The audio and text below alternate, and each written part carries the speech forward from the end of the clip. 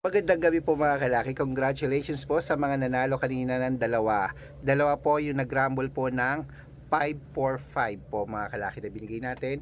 3-digit lucky numbers po para po sa 3D Lotto po kanina lang po mga kalaki. Okay, kaya mga kalaki sa ating mga lucky followers ngayon pong April 13 po mga kalaki, bukas po April 14 na po mga kalaki. Magbibigay po tayo ngayon ng mga lucky numbers na mga pwede mong alagaan at ilaban sa STL, to the Lotto National Wedding, Lotto Pilipinas at Lotto Abroad. Ano po ba ang gusto nyong ilaban? Sabihin nyo po dito, i-comment nyo po sa akin dito sa Red Parungkin na merong 700,000 plus followers, okay? At ako lang po ang vlogger na nagre-reply. Ako po ang nagre-reply every 10 to 15 minutes. Chine-check ko po kung naka-follow kayo.